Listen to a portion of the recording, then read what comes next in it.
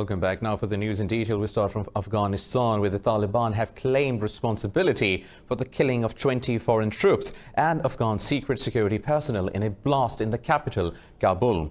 In contrast, the authorities say only 5 people were killed and 25 others injured in the blast. The explosion shook Shash Darak, a heavily fortified area adjacent to Kabul's diplomatic green zone and home to many important complexes. Local hospital officials say there are both civilians and security personnel among the dead and wounded. U.S. State Secretary Mike Pompeo has refused to sign the peace deal between Washington and the Taliban. The Afghan government says it is concerned by the peace deal drafted after 9 rounds of talks and wants more clarification. Pompeo said he will be a signatory to the deal after all parties, including the U.S. president, sign it. State Department spokesperson Morgan Ortega said there is no agreement to sign yet. The Taliban-U.S. deal pledges to withdraw around 5,500 American troops from Afghanistan in 20 weeks.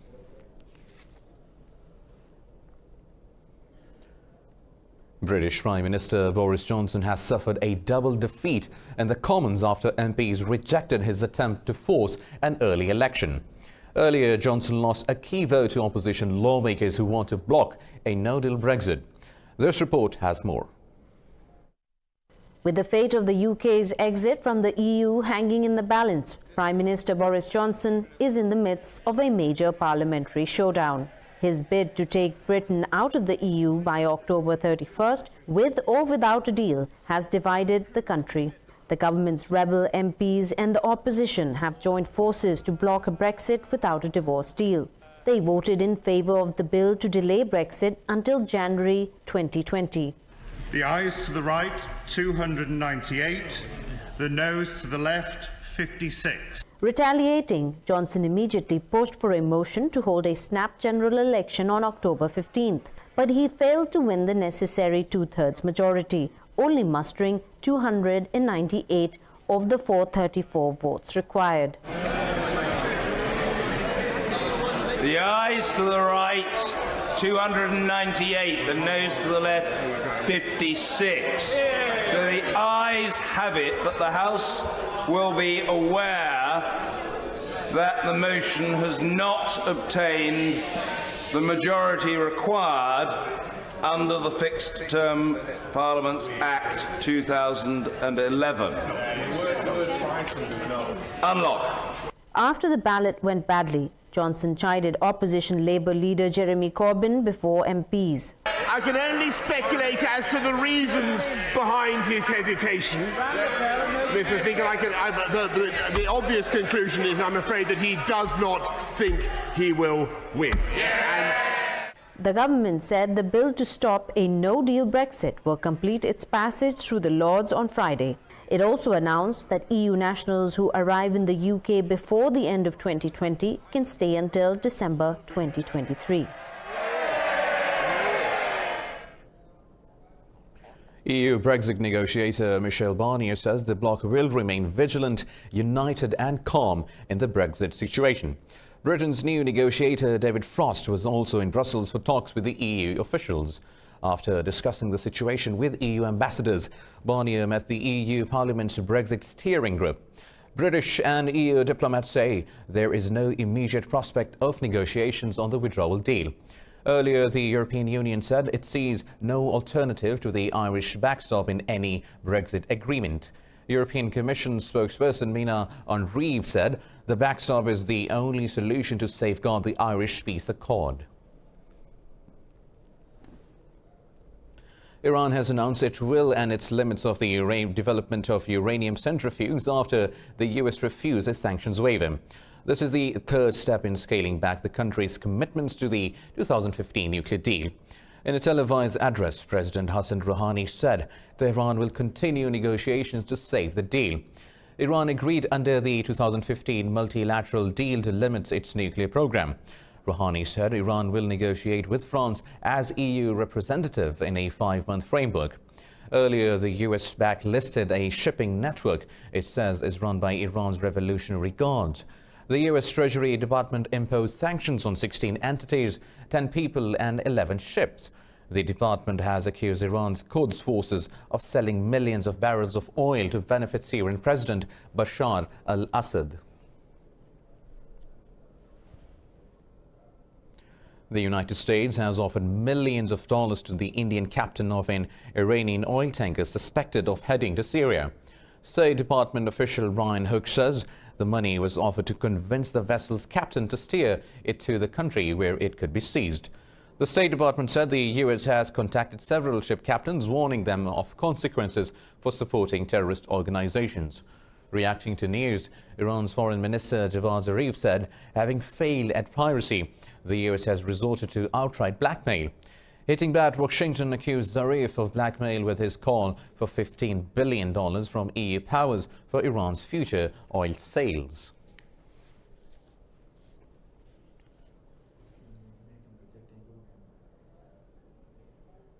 Moving on, Turkish President Tayyip Erdogan says it is unacceptable for nuclear-armed states to prevent Ankara from developing its own atomic weapons. But Erdogan did not specify whether Turkey plans its own nuclear arsenal. Talking to his party members in Sivas, he said all developed nations have nuclear weapons. Erdogan hinted he wants the same nuclear guaranteed protection for Turkey that Israel has. Turkey signed the Nuclear Non-Proliferation Treaty in 1980. It is also a signatory of the Comprehensive Nuclear Test Ban Treaty, which outlaws any nuclear detonation for any purpose.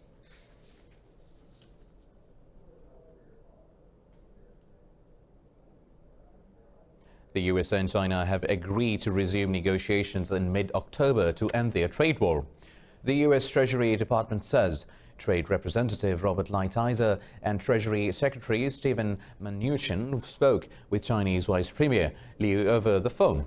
China's central bank governor Yi Gang also took part.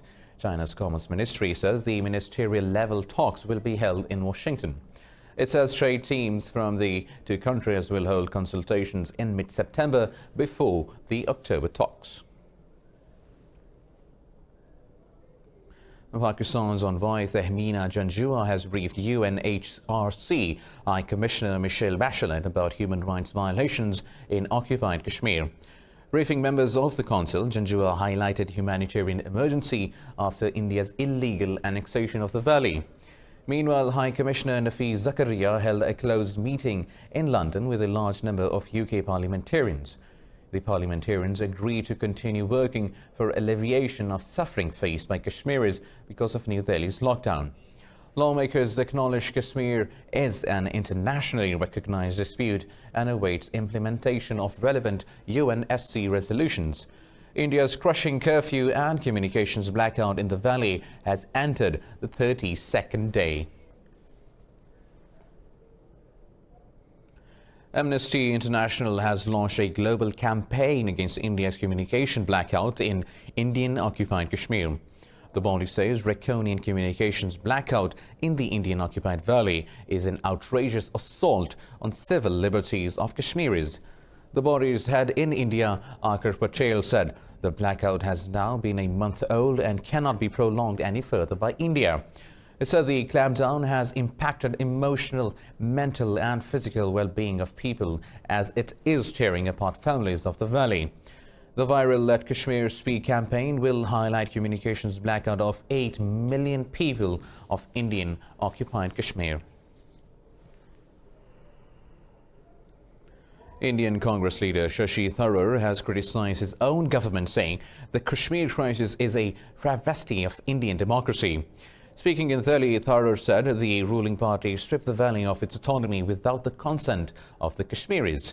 Tharoor said the BJP government just sought the consent of the Kashmir governor, who is their appointee. Meanwhile, India's Supreme Court today will hear a petition filed against the arrest of a leftist political leader in occupied Kashmir.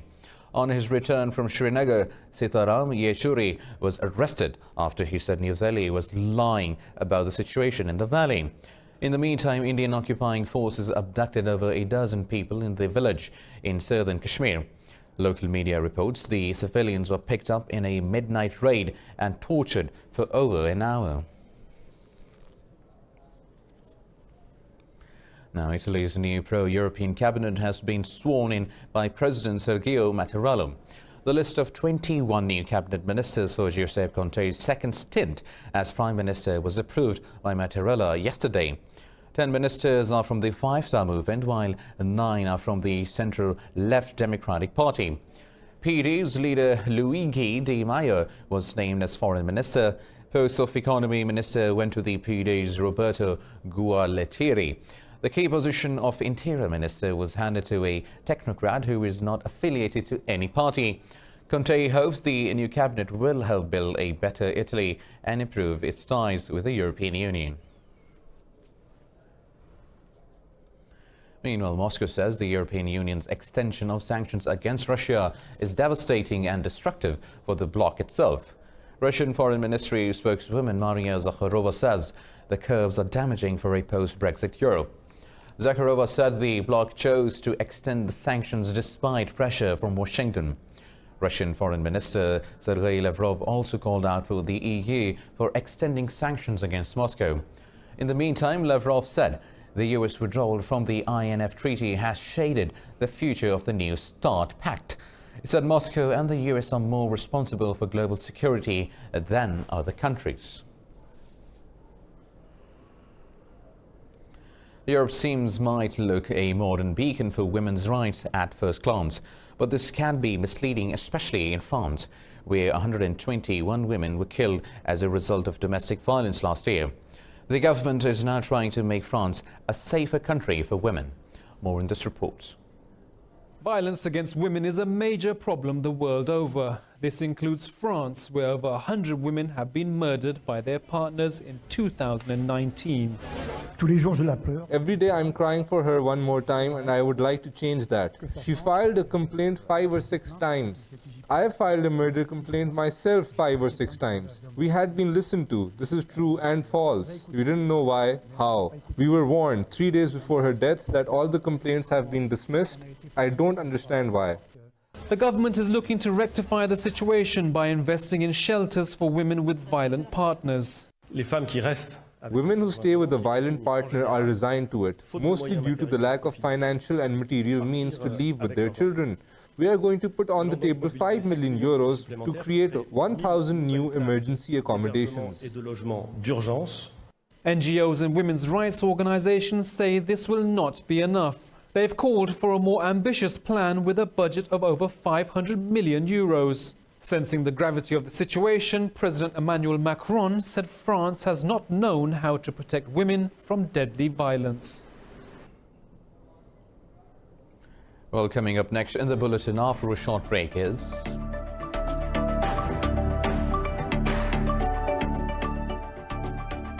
Asian nations mull options against extreme weather.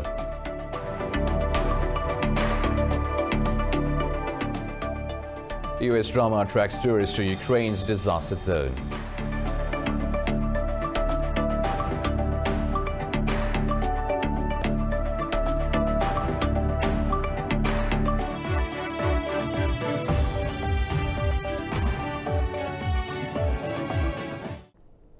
Welcome back. Now, 23 people have been killed and 16 others injured in a massive explosion at a firecracker factory in Indian Punjab city of Batala. Nearby cars and buildings have been damaged in the blast. The factory is in a bustling neighborhood, and authorities say the death toll could rise further.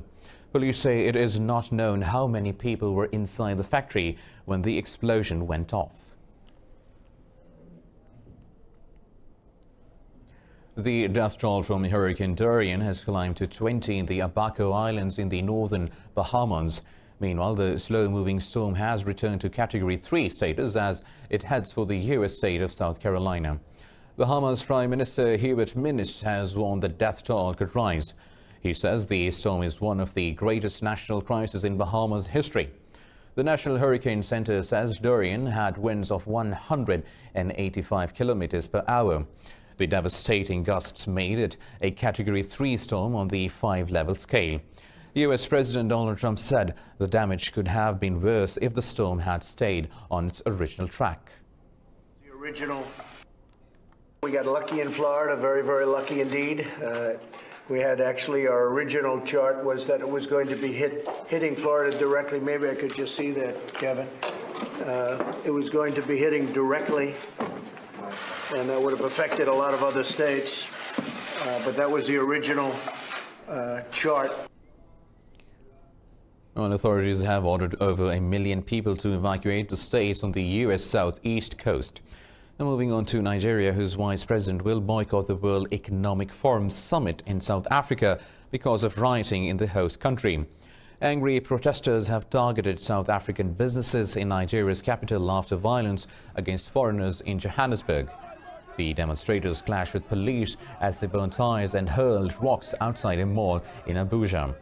Meanwhile, South African franchises face looting and vandalism in several Nigerian cities. Following the attacks, authorities have tightened security around South African businesses. Nigerian police have also enhanced security at embassies and foreign businesses. In the Nigerian city of Lagos, children from impoverished slums have taken to playing chess. For them, it is not about losing or winning. It's about laughter-filled streets and a respite in otherwise grim valleys and stark realities. This report will show how chess is bringing smiles to Nigerian kids. Chess, a board game famous for its reliance on strategy, has a tiny but avid following in Nigeria.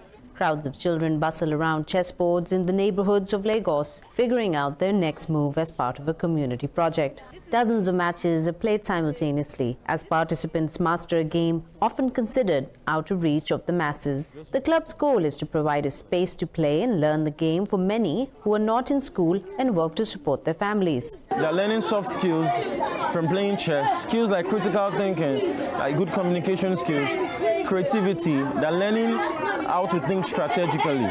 They're learning problem-solving skills, and these skills are skills that will be relevant throughout their existence. Held beneath a makeshift tent in the courtyard of a local bar, in less than a year, the program has already drawn an enthusiastic following. The club already boasts several success stories. The attention the project has generated has helped shine a spotlight on more marginalized children. Make people to think fast, to understand something quickly. Videos of the budding chess masters shared on Instagram show these children are like any other anywhere in the world. According to the FIDE World Chess Federation rating, the West African nation ranks 88 out of 186 countries. Facebook has listed more than 400 million phone numbers online in its latest privacy lapse. Exposed servers stored 419 million records on users across several databases, including 133 million US accounts. Facebook has confirmed parts of the report, but downplayed the extent of the exposure. It said the number of accounts so far confirmed was around half of the reported 419 million. The social media giant says many of the entries were duplicates and that the data was old. Following the 2018 Cambridge Analytica scandal, the company disabled a feature allowing users to search the platform by phone numbers. Small islands and coastal cities in Asia Pacific need more funds to assist vulnerable communities against rising sea levels. Climate experts say residents need to decide whether to relocate or stay and defend against extreme weather. This report has more. More than 20 million people are uprooted every year by floods, storms, landslides and other extreme weather conditions. According to International Federation of the Red Cross, the vast majority of people forced from their homes live in the Asia-Pacific region. Climate researchers are urging the world's cities to invest to adapt where possible. Last month, Indonesia said it would relocate its capital from the sinking city of Jakarta. The city is basically, there will be growth management so that the city does not develop wildly out of control. We do not limit people, the growth management. Meaning, for example, what makes Jakarta excessive is because all activities just come in.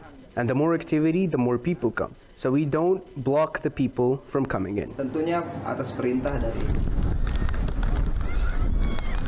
Meanwhile, Fiji plans to move dozens of coastal villages inland. The Marshall Islands is also building sea walls to protect coastal communities. Even wealthy, the city-state Singapore faces serious threats. Prime Minister Lee Hsien Loong says protecting the lower-lying island could cost $72 billion or more in the coming decades.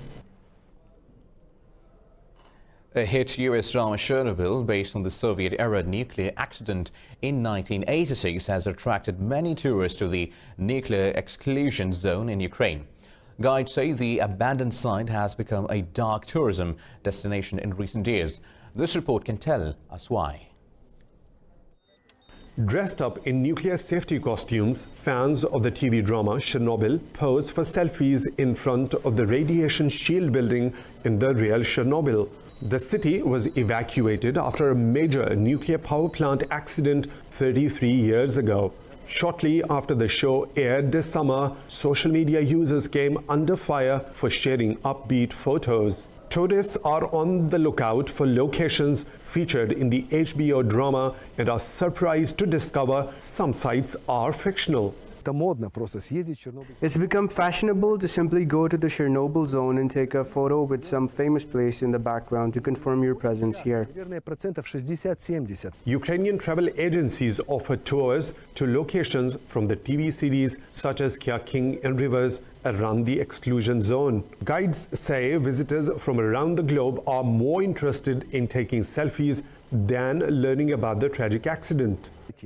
It seems to me that this is the place where Ukraine has defeated the accident. We need to show it, promote, talk about, and attract people here. Many tourist companies are now offering the disaster zone as a fast food, a quick and easy travel experience. In July, new Ukrainian President Volodymyr Zelensky signed a decree aiming to develop the site further as a tourist attraction.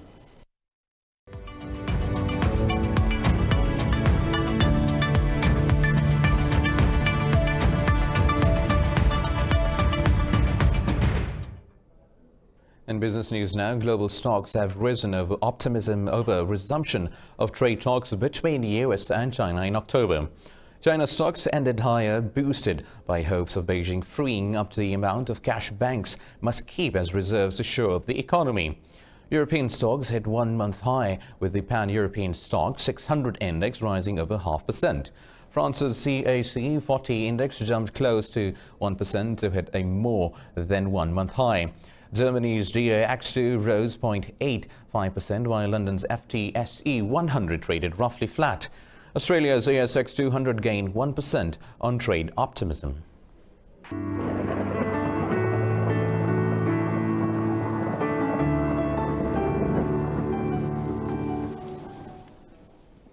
And now let's have a look at the weather update.